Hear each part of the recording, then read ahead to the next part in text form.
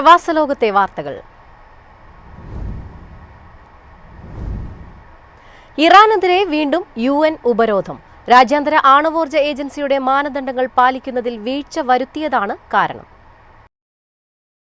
രാജ്യാന്തര ആണവോർജ്ജ ഏജൻസിയുടെ മാനദണ്ഡങ്ങൾ പാലിക്കുന്നതിലും അമേരിക്കയുമായി ആണവ സമ്പുഷ്ടീകരണത്തെക്കുറിച്ച് ചർച്ച നടത്തുന്നതിലുള്ള വീഴ്ചയെയും തുടർന്നാണ് ഇറാനെതിരെ UN വീണ്ടും ഉപരോധം പ്രഖ്യാപിച്ചത്. റഷ്യയും ചൈനയും പരമാവധി ശ്രമിച്ചെങ്കിലും 15-അംഗ രക്ഷാസമിതിയിൽ 9 രാജ്യങ്ങളുടെ പിന്തുണ ലഭിച്ചില്ല. റഷ്യയ്ക്കും ചൈനയ്ക്കും പുറമെ പാകിസ്ഥാനും അൾജീരിയയും ഇറാനെ പിന്തുണച്ചു. ഉപരോധം ഇറാന്റെ ആണവ പദ്ധതിയെ ബാധിക്കും. കൂടാതെ വിദേശത്തെ സ്വത്തുക്കളുടെ വിനിമയവും ആയുധ ഇടപാടുകളും തടസ്സപ്പെടും. ബാലിസ്റ്റിക് മിസൈൽ പദ്ധതിയുമായി മുന്നോട്ടു പോയാൽ ഇറാൻ കടുത്ത പിഴ അടയ്ക്കേണ്ടിയും വരും. News desk MyFin TV. അബുദാബിയിൽ വാടക കുത്തനെ കൂട്ടി കെട്ടിട ഉടമകൾ. ഇത്തിഹാദ് റെയിൽ വരുന്നതിന് മുന്നോടിയായാണ് ഈ നീക്കം. 5 മുതൽ 25% വരെയാണ് വാടക വർധന.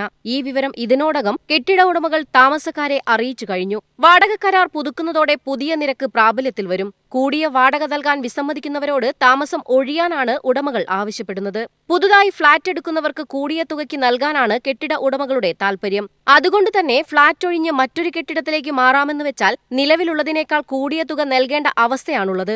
ഇതുമൂലം മലയാളികളടക്കം പ്രവാസികളെല്ലാം കടുത്ത പ്രതിസന്ധിയിലാണ് ഉള്ളത്. നഗരമധ്യത്തിലും അബുദാബിയുടെ മറ്റു പ്രദേശങ്ങളിലും വാടക കൂട്ടിയിട്ടുണ്ട്. ഒരു ഫ്ളാറ്റിൽ ഒന്നിലേറെ കുടുംബങ്ങൾ താമസിക്കുന്നതിനെതിരെ നിയമം കർശനമാക്കിയതോടെ ഫ്ളാറ്റുകൾക്കും വില്ലകൾക്കും ആവശ്യക്കാർ ഏറിയതും വാടക വർധനയ്ക്ക് കാരണമായിട്ടുണ്ട്. News desk MyFin TV. ലോകത്തിലെ ആദ്യത്തെ പ്രകൃതി സൗഹൃദ മസ്ജിദ് അബുദാബിയിൽ ഒക്ടോബർ 1 പൊതുജനങ്ങൾക്ക് തുറന്നു നൽകും. മണ്ണുകൊണ്ടുള്ള പുരാതന നിർമ്മാണ രീതിയും നൂതന സൗരോർജ്ജ സാങ്കേതിക വിദ്യയും സമന്വയിപ്പിച്ച് ലോകത്തിലെ ആദ്യത്തെ കാർബൺ രഹിത മസ്ജിദ് ആണ് അബുദാബിയിൽ സജ്ജമാക്കിയിരിക്കുന്നത്. ഒരേ സമയം 1300 പേർക്ക് പ്രാർത്ഥിക്കാനുള്ള സൗകര്യവും ഇവിടെയുണ്ടാകും. 15-ാം നൂറ്റാണ്ടിലേതെന്ന് കരുതപ്പെടുന്ന UAE-യിലെ ഏറ്റവും പഴക്കമുള്ള അൽ ബിദിയ പള്ളിയുടെ നിർമ്മാണത്തിൽ നിന്ന് പ്രചോദനം ഉൾക്കൊണ്ടാണ് ഈ പള്ളി നിർമ്മിച്ചിരിക്കുന്നത്. അബുദാബി നഗരത്തിൽ നിന്ന് 30 കിലോമീറ്റർ അകലെ സുസ്ഥിര വികസന മാതൃകാ കേന്ദ്രമായ മസ്ദാർ സിറ്റിയിലാണ് പ്രകൃതി സൗഹൃദ ആരാധനാലയം നിർമ്മിച്ചിരിക്കുന്നത്. ബ്രിട്ടീഷ് കൺസൾട്ടൻസി രൂപകൽപ്പന ചെയ്ത ഈ പള്ളിയുടെ ഊർജ്ജ ആവശ്യത്തിന്റെ 100% സൗരോർജ്ജത്തിലൂടെയാണ് ഉൽപ്പാദിപ്പിക്കുന്നത്. പള്ളിയിലെ താപനില, ഈർപ്പം എന്നിവ സ്മാർട്ട് സെൻസറുകൾ നിരീക്ഷിച്ച് ആവശ്യമുള്ളപ്പോൾ മാത്രം ഫാനും AC-യും പൈപ്പും ഓണാക്കുന്ന സാങ്കേതിക വിദ്യയാണ് ഉപയോഗിച്ചിരിക്കുന്നത്. ഇതുമൂലം ഊർജ്ജ ഉപയോഗം 3-1 ജല ഉപയോഗം പകുതിയായും കുറയ്ക്കാനാകും. ഉപയോഗിച്ച വെള്ളം ശുദ്ധീകരിച്ച് ചെടികളും മരങ്ങളും നനയ്ക്കാനും സാധിക്കും. News desk MyFin TV.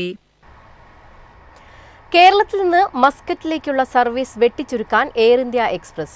Company യാതൊരു ഔദ്യോഗിക അറിയിപ്പും നൽകിയിട്ടില്ലെങ്കിലും വെബ്സൈറ്റുകളിൽ ടിക്കറ്റുകൾ കിട്ടാനില്ലാത്ത അവസ്ഥയാണ്. മസ്കറ്റ് കണ്ണൂർ സെക്ടറിൽ സർവീസുകൾ വെട്ടിച്ചുരുക്കാൻ എയർ ഇന്ത്യ എക്സ്പ്രസ് വിന്റർ ഷെഡ്യൂളിന്റെ ഭാഗമായി മസ്കറ്റ് ഉൾപ്പെടെ ഗൾഫ് സെക്ടറിൽ നിന്നുള്ള സർവീസുകൾ കുറയ്ക്കുന്നതിന്റെ ഭാഗമായാണ് നീക്കം. അടുത്ത മാസം മുതൽ ആഴ്ചയിൽ വിമാനങ്ങളുടെ എണ്ണത്തിൽ കുറവുണ്ടാകും.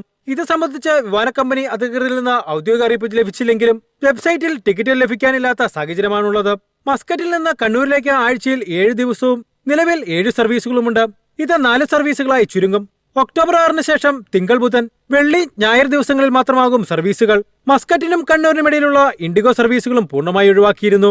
ഒമാൻ പ്രവാസികൾക്ക് കണ്ണൂരിലേക്ക് നേരിട്ട് പറക്കാൻ എയർ ഇന്ത്യ എക്സ്പ്രസ് മാത്രമാകുന്നതും സർവീസുകൾ കുറയുന്നതും ഉത്തര മലബാറിൽ നിന്നുള്ള പ്രവാസികളുടെ യാത്ര ദുരിതത്തിലാക്കും. News desk MyFin TV.